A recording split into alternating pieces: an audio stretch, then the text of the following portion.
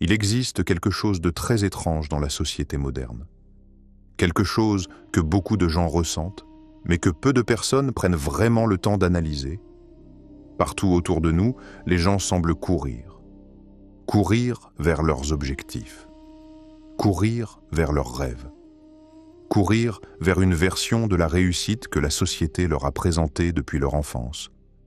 Assalamu alaykum wa rahmatullahi wa barakatuh. Bienvenue sur la chaîne Kalimat Allah. Ici, chaque mot est un rappel, et chaque silence te rapproche d'Allah.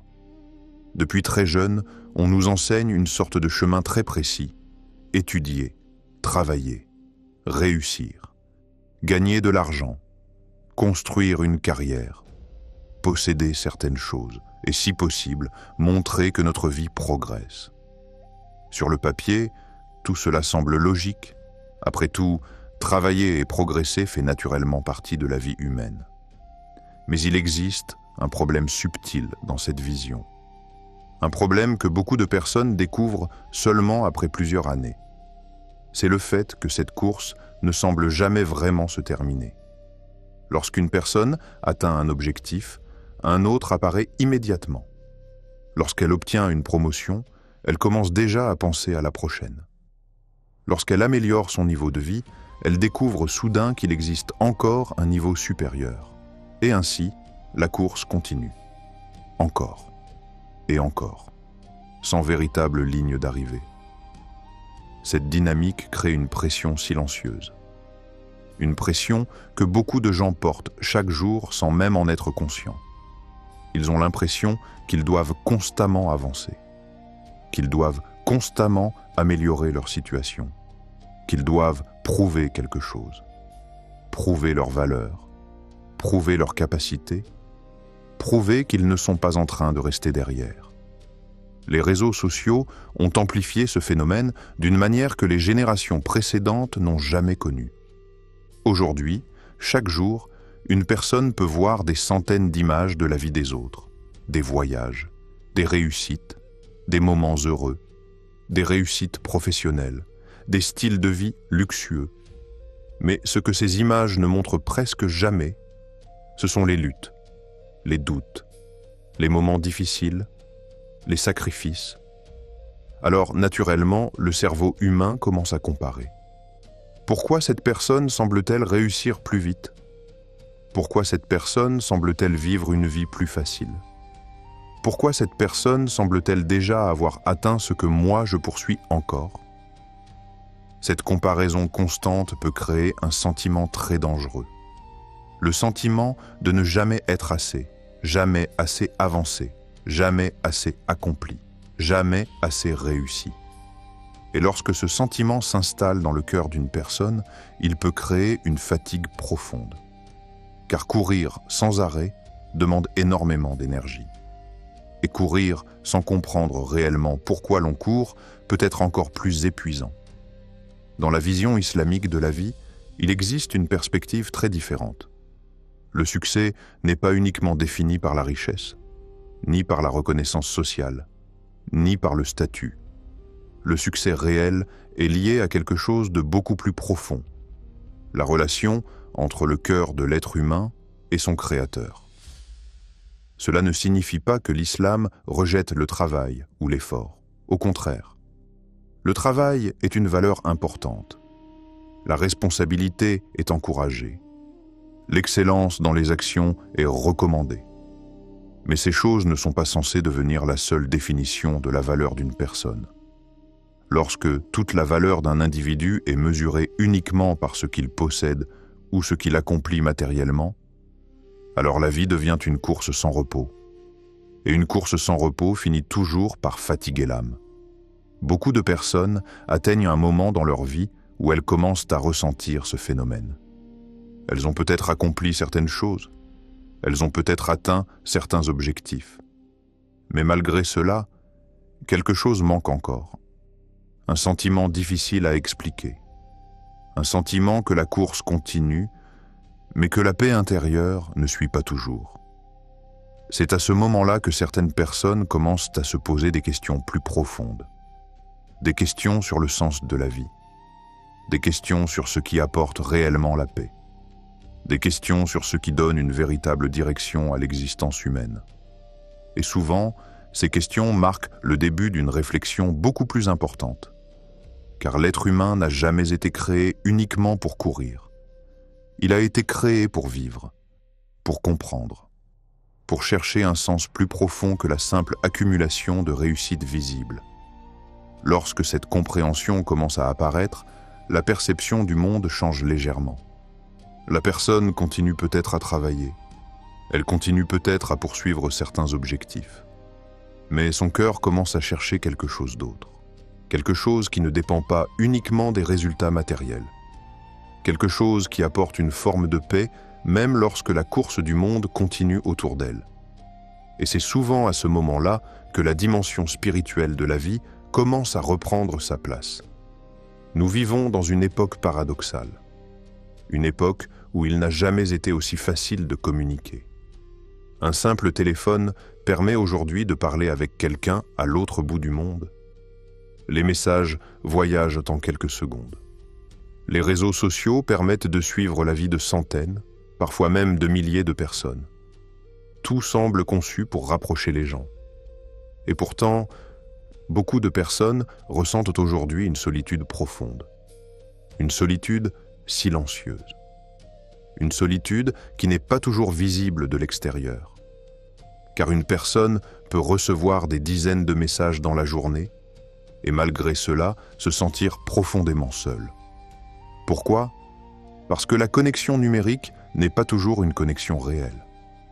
On peut parler avec beaucoup de gens sans réellement se sentir compris. On peut partager des photos, des moments de vie, des pensées, sans vraiment créer de liens profonds. Dans le passé, les relations humaines fonctionnaient souvent différemment. Les familles passaient plus de temps ensemble. Les voisins se connaissaient davantage. Les conversations prenaient plus de temps. Aujourd'hui, la vitesse de la vie moderne change cette dynamique. Les gens sont occupés, très occupés. Entre le travail, les responsabilités et les distractions numériques, les moments de connexion authentique deviennent parfois plus rares. Les conversations profondes sont remplacées par des échanges rapides. Les rencontres sont remplacées par des interactions virtuelles. Et peu à peu, quelque chose change dans la manière dont les relations humaines se construisent. Le cœur humain, lui, n'a pas changé. Il a toujours besoin de se sentir compris. Il a toujours besoin de sentir qu'il appartient à une communauté. Il a toujours besoin de présence humaine réelle. Dans l'islam, la communauté a toujours eu une place essentielle. La fraternité, la solidarité, le soutien mutuel. Le prophète, que la paix et le salut d'Allah soient rois sur lui, insistait énormément sur l'importance des liens entre les croyants. Parce que l'être humain n'a pas été créé pour vivre isolé. Lorsque ces liens deviennent plus faibles dans une société, les conséquences apparaissent progressivement. Les gens peuvent vivre entourés de milliers de profils en ligne, mais manquer de véritables relations dans leur vie quotidienne. Et ce manque peut créer une solitude intérieure que beaucoup de personnes ont du mal à expliquer. Il existe une question qui apparaît souvent dans l'esprit de nombreuses personnes à un moment de leur vie. Une question simple, mais extrêmement profonde. Pourquoi ? Pourquoi je fais tout cela ? Pourquoi je me lève chaque matin ? Pourquoi je poursuis ces objectifs ? Quel est le véritable but de ma vie ? Dans la société moderne, beaucoup d'activités deviennent routinières. Les journées se ressemblent, travail, responsabilité, distraction, repos, puis le cycle recommence. Pendant des années. Pour certaines personnes, ce rythme devient presque automatique. Mais à un moment donné, le cœur humain commence à chercher quelque chose de plus profond, un sens, une direction. Car l'être humain ne peut pas vivre longtemps sans comprendre pourquoi il vit. Dans la vision islamique de la vie, cette question possède une réponse très claire. Allah dit dans le Coran « Je n'ai créé les djinns et les humains que pour qu'ils m'adorent ». Ce verset révèle une vérité essentielle. L'être humain n'a pas été créé simplement pour survivre ou consommer. Il a été créé pour connaître son Créateur, pour développer une relation avec lui, pour vivre avec une conscience spirituelle. Lorsque cette dimension disparaît dans la vie d'une personne, quelque chose peut commencer à manquer. Même si extérieurement tout semble aller bien.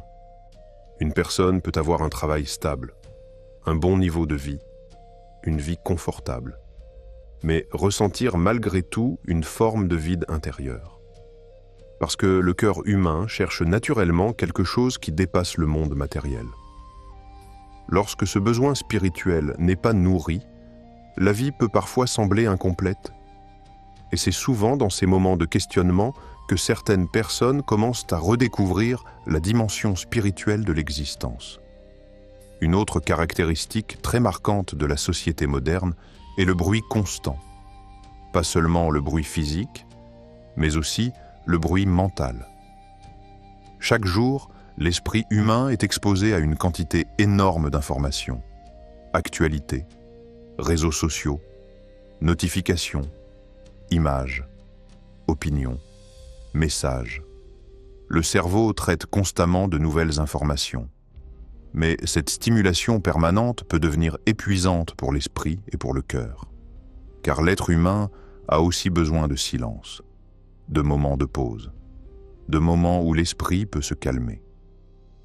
Dans la tradition islamique, ces moments existent à travers plusieurs pratiques. La prière, le rappel d'Allah, la lecture du Coran. Ces moments permettent au cœur de ralentir, de se recentrer, de se reconnecter à quelque chose de plus stable que l'agitation du monde. Sans ces moments de calme, la vie peut devenir une succession d'activités sans véritable pause intérieure. Et dans un monde qui avance constamment à grande vitesse, le silence devient parfois une ressource rare. Pourtant, c'est souvent dans le silence que l'être humain comprend le mieux ce qui se passe dans son cœur. Depuis toujours, l'être humain cherche la paix, la tranquillité intérieure, le sentiment que tout va bien. Certaines personnes pensent trouver cette paix dans la réussite, d'autres dans l'argent, d'autres dans les relations. Mais beaucoup découvrent avec le temps que ces choses, bien qu'importantes, ne suffisent pas toujours à apporter une paix durable. La paix du cœur dépend souvent d'une dimension plus profonde, la relation avec Allah. Le Coran exprime cette idée d'une manière très simple. C'est par le rappel d'Allah que les cœurs se tranquillisent. Ce verset rappelle une vérité importante. La paix intérieure ne dépend pas uniquement des circonstances extérieures. Elle dépend aussi de l'état du cœur. Un cœur connecté à son Créateur peut trouver une forme de stabilité même dans les moments difficiles, parce qu'il possède une certitude. La certitude que la vie possède un sens. La certitude que les épreuves ont une sagesse. La certitude que ce monde n'est pas la destination finale. Et cette compréhension peut transformer la manière dont une personne traverse les défis de la vie. La société peut continuer à évoluer. Les technologies peuvent continuer à changer. Mais le cœur humain restera toujours à la recherche de la même chose, la paix. Et dans la vision islamique, cette paix commence souvent par un retour vers Allah. Kalimat Allah, des paroles qui nourrissent la foi, apaisent les âmes et ramènent les cœurs vers Allah. Wassalamu alaykum wa rahmatullahi wa barakatuh. Qu'Allah vous comble de sa miséricorde, éclaire vos pas et fasse de vos cœurs des miroirs reflétant sa lumière. Si ces rappels te font du bien, n'hésite pas à t'abonner pour en recevoir davantage.